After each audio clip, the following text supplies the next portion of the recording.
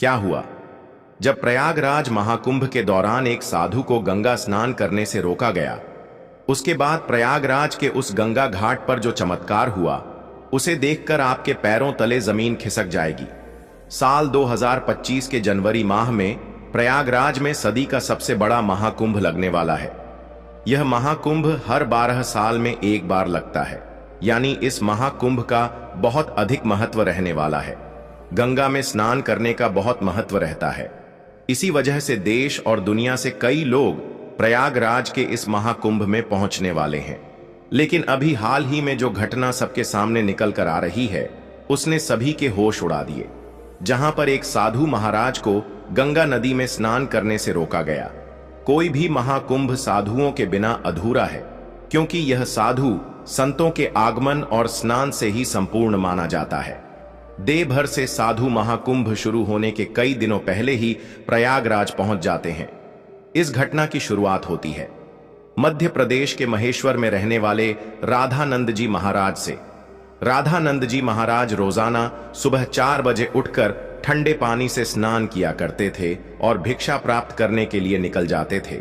उन्होंने अपने जीवन काल में सांसारिक सुख का त्याग करके कई तपस्याएं की और कई सिद्धियां हासिल की। वे महेश्वर के घाट पर ही निवास करते थे। जब उन्हें प्रयागराज महाकुंभ लगने की खबर मिली, तो वे महाकुंभ में जाने के लिए बहुत उत्साहित थे। वे तकरीबन 1 माह पूर्व महाकुंभ में पहुंचना चाहते थे, क्योंकि वे वहीं पर 2 से 3 महीने बिताना चाहते थे। उनका ऐसा कहना था कि महाकुंभ वह पवित्र समय होता है जहां पर देवी देवता स्वयं उस स्थान पर मौजूद होते हैं। वहां पर तप करना, साधना करना, भगवान का ध्यान कर बहुत ज्यादा फलदायी होता है। अगले दिन सुबह राधानंद जी महाराज जब प्रयागराज पहुंचे तो सुबह के 8:30 बज रहे थे। सुबह 4 बजे उनका स्नान करने का दैनिक नियम था।